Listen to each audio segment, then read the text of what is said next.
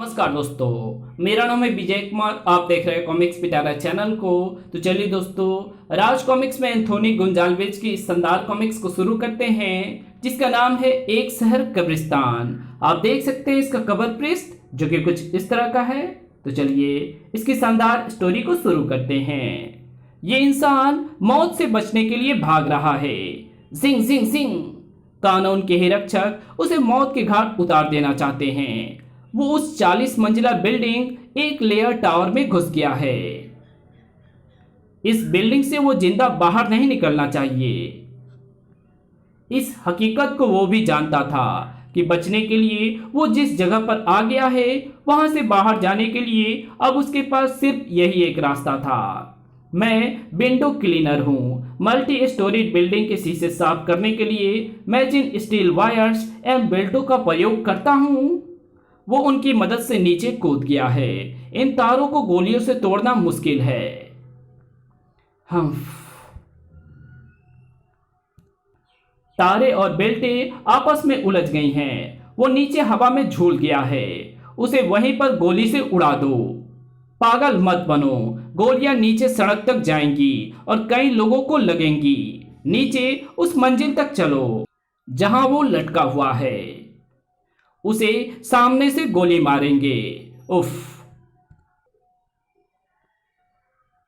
वो भी जानता था कि उसके पास कुछ क्षणों का ही समय है। इन क्षणों में या तो वो बचेगा या मरेगा। उसे बचने का जो भी प्रयास करना था, इन्हीं क्षणों में करना था। खनाक, प्लीज मेरी मदद करो। मेरे पांव लोहे की तारों में उलझ गए हैं। मगर तुम हो कौन? ये क्या तमाशा है? मैंने गोलियों की आवाजें सुनी हैं। मैं विंडो क्लीनर हूं। मुझे सुलझाने की कोशिश करो। उफ। करता हूं। मगर वो गोलियां कौन चला रहा था? गोलियां नीचे चली थी। मुझे भी नहीं पता कि क्यों और किस पर। गुड। अब पीछे हटो। अरे, नीचे इतिहास था। डीसीपी इतिहास मेयर के साथ। अपने आदमियों को उसकी नई स्थिति के बारे में बताओ। वो खिड़की का शीशा तोड़कर 26वीं मंजिल के किसी फ्लैट में घुस गया है। जो हो रहा है ठीक नहीं हो रहा। लेकिन मैं भी जानवर नहीं हूं। तुम्हारी और उसकी तरह इंसान हूं। मुझ में भी भावनाएं हैं, इंसानियत है, लेकिन हम उसे खत्म कर देने के लिए मजबूर हैं। डीसीपी इतिहास, इसलिए उसे खत्म करने का निर्णय लिया गया है। काऊ, वो 26वीं मंजिल पर है। गो एहेड। नीचे से पुलिस फोर्स ऊपर आ रही थी। हम ये सब क्यों कर रहे हैं सर? फिलहाल पूछो मत, सिर्फ करो।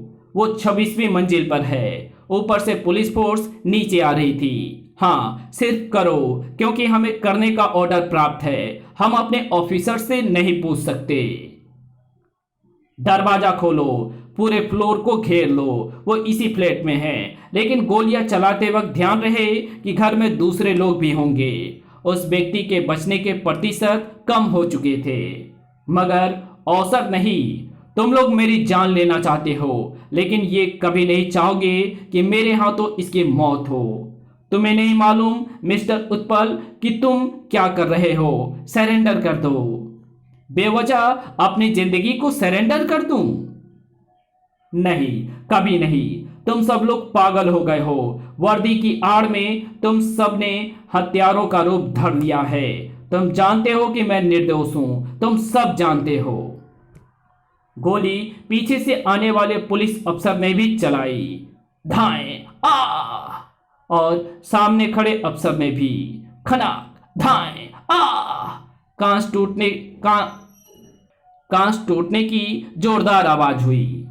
एक गोली का वार खाली गया था। दूसरी गोली सचमुच कांच को लगी थी। उत्पल कहां गया?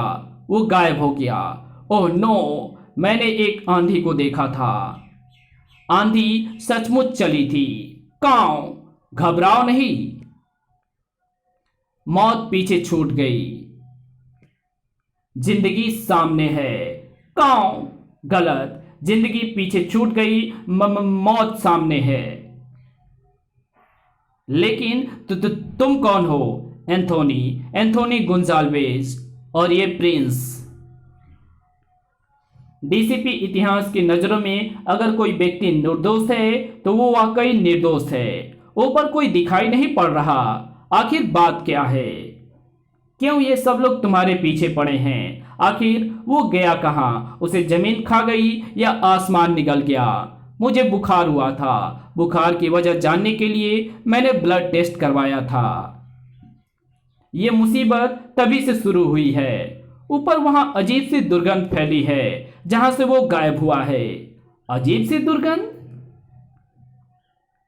मुझे हॉस्पिटल से बाहर नहीं जाने दिया गया। कौन? उसे एंथोनी ले गया है। मुझे एक वार्ड में बंद कर दिया गया। मैं चिल्लाता रहा, कारण पूछता रहा, मगर कोई कुछ बताने को तैयार नहीं था। फिर अचानक पुलिस फोर्स आ गई। मुझे कुछ शब्द सुनाई पड़े जिनके मुताबिक मुझे खत्म कर देने का फैसला उच्च अधिकारियों द्वारा लिया गया था। हाँ, लिया गया था। उसके पीछे एक जबरदस्त कारण है। डीसीपी इतिहास, तुम? ये सब क्या तमाशा है? अगर यह आदमी निर्दोष है तो फिर पुलिस इसके पीछे क्यों पड़ी है? यह आदमी एक जीता जागता जैविक बम है एंथोनी। इसलिए डॉक्टर्स की रिपोर्ट के मुताबिक इसके खून में तबोला टाइप के बेहद खतरनाक वायरस पाए गए हैं। इन वायरस का इतिहास हजारों साल पुराना है। इन्होंने इस समय की एक पूरी सभ्यता तबोला पर आक्रमण किया था। इसी पर इस वायरस का नामकरण हुआ। देखते देखते हजारों लोग काल के गाल में समा गए थे। ये एकदम से सक्रिय नहीं होता, लेकिन जब होता है तो महामारी के रूप में फैलता है। इस वायरस से संक्रमित एक भी इंसान मिनटों में पूरे शहर को कब्रिस्तान बना सकता है।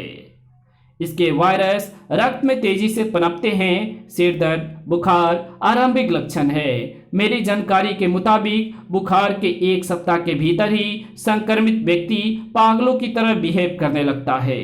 तब उसकी सांस के साथ ये वायरस हवा में फैलते हैं और फिर जो भी हवा में फैले इन विषाणुओं के संपर्क में आता है वो इन विषाणुओं से संक्रमित हो जाता है। हम इस शहर को बचाना चाहते हैं, वरना एक शहर कब्रिस्तान में बदल जाएगा। और मिस्टर उत्पल, इसमें कहीं आपका परिवार भी रहता है। तुम गुनहगार नहीं हो, लेकिन फिर भी तुम्हें मौत की सजा सुना दी गई है। परमाणु या जैविक बम हजारों लाखों जिंदगियों को कुछ ही क्षणों में मौत के घाट उतार देते हैं। छूटने के बाद इन्हें डिफ्यूज नहीं किया जा सकता। छूटने से पहले इन्हें रोकना जरूरी है। जिंग जिंग, आई एम सॉरी। उफ, मुझे नहीं मालूम था कि तुम्हें लगने वाली गोली मेरे हाथ से चलेगी।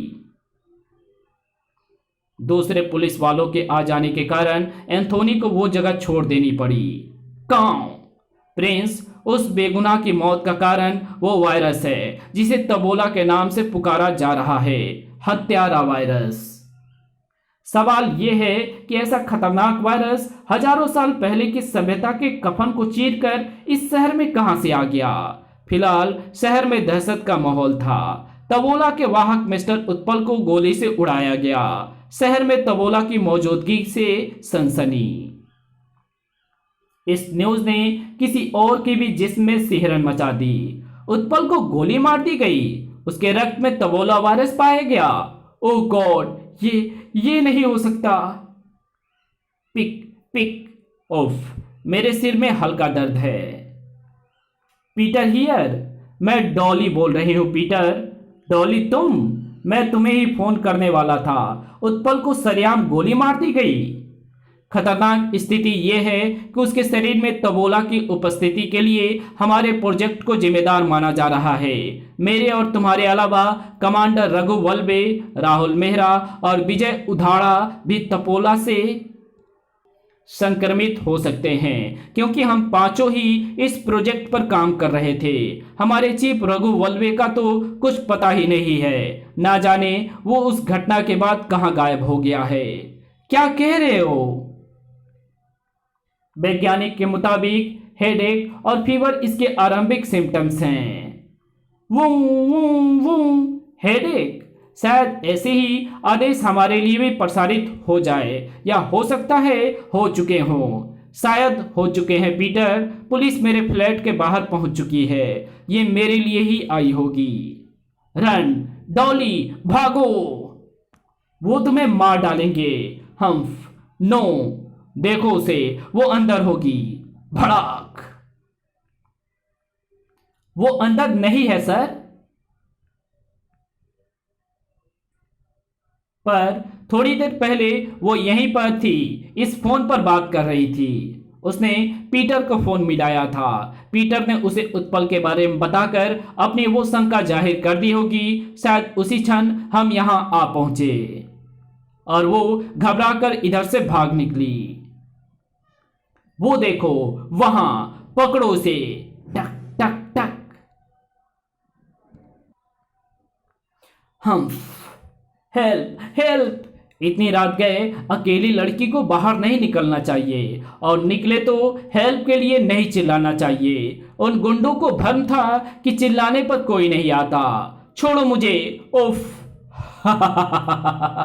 इस कहानी को यहीं खत्म करते हैं। इसके आगे कहानी पढ़ेंगे इसके पार्ट 2 में। तो मिलते हैं इसके दूसरे पार्ट में। तब तक के लिए बाय। अगर आपको ये वीडियो पसंद आई हो तो इस वीडियो को लाइक कर देना।